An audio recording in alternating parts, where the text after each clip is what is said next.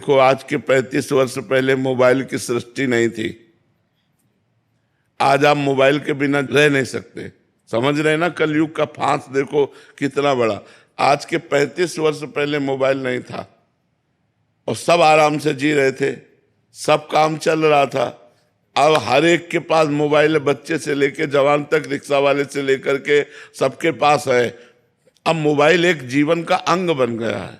कलयुग का कैसा प्रभाव कि हम हर समय बहिर्मुख बने रहे। अब आगे पता नहीं और कौन सा हाल आएगा कि हम भजन कर पाएंगे कि नहीं कर पाएंगे। बहुत खतरनाक है। दृश्यों से बचने के लिए, संसार से बचने के लिए माई बाप परिवार सबको छोड़कर हम भगवान के मार्ग में आए और मोबाइल हजारों से संबंध जोड़ देता है। अब वो नंबर है, अब हमें जरूरत है, कोई समस्या आई तो हमें भगवान से बात करनी चाहिए, लेकिन हम भगवान को भूल गए। हम व्यक्ति को फोन लगाएंगे, गए हमारा साधुता कहाँ रहे। साधुता तो ये है कि हे भगवान, आपके सिवा हमारा कोई नहीं, मेरे तो गिरधर गोपाल दूसरों न कोई, प्रभु आपके सिवा कोई नहीं। आप देख लो, आप चाहे विपत्ति में डालो, चाहे आप खुशी दो, अब आपसे ही है। नाथ बचा लो, मैं आपकी। ये तो आया भक्ति। मान लो कोई पदाधिकारी, फोन नंबर ले लो हमारा, कभी काम, भैया हमें नहीं जरूरत है। आज तक की जिंदगी तुम्ही से थोड़ी चलती रही, जिससे चल रही वही चला रहा है। हमें कोई फोन नंबर, बहुत दूर रहे यंत्र, टीवी, फोन, ये सब। प्रभु जी, फोन ने तो इतना दूर कर दिया कि अब कहीं भी चार लोग अगर बैठे हो तो वो आपस में अगर परिवार के भी चार सदस्य बैठे हैं तो वो फोनों में लगे रहते हैं। आपस में बात करने की जो वार्ता वो तो बिल्कुल ही खत्म हो गई। बिल्कुल बिल्कुल बिल्कुल। जड़ भरत जी की जैसी स्थिति हिरण की वजह से हुई, ऐसी फोन ठीक है, कहीं ना कहीं पतन का कारण बन रहा है। छोटे छोटे बच्चे, भाई बहन सब इन्हीं को देख देख करके बहुत ही पागलपन चढ़ा देता है। जैसे हम कोई दृश्य देखें ना तो उसका प्रभाव पड़ता है। अगर हम सत्वगुण दृश्य देखें, मोबाइल में कुछ अच्छाइयाँ भी हैं कि आप लोग बैठे हो मोबाइल की वजह से बैठे हो, नहीं आप प्रवचन सुने और आप आए। किसी संकट में हो तो आप किसी को अपनी परिस्थिति बता सकते हो, फोन के द्वारा बुला सकते हो। मान लो संसारिकता में एक दूसरे के संबंध में बड़ा महत्व रखता है, लेकिन अगर इसका सही प्रयोग किया जाए तो, गलत अगर प्रयोग किया गया तो बहुत हानिकारक है।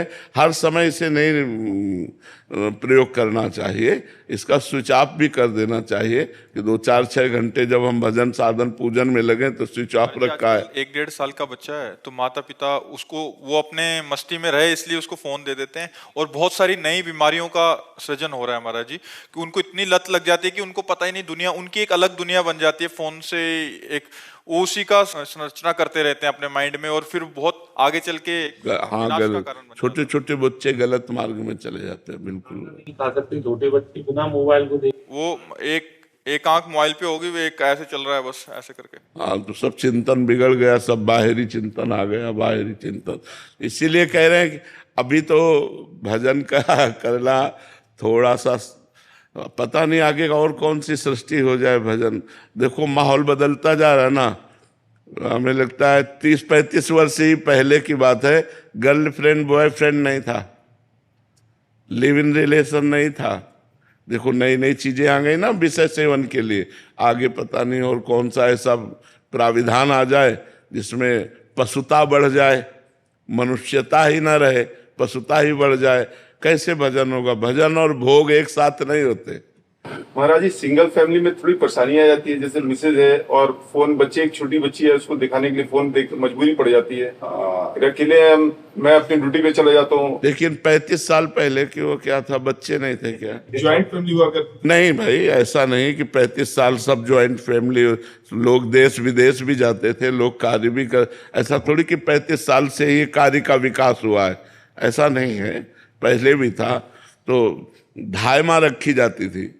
अगर आप बहुत बिजी हो, पति पत्नी दोनों नौकरी में हो, तो धायमा रखी जाती थी जो बच्चे की सेवा सुरक्षा व्यवस्था करती थी, और अपनी अपनी ड्यूटी से आकर अपने परिवार का प्यार भरा जो व्यवहार है वो करके ऐसे चलते थे।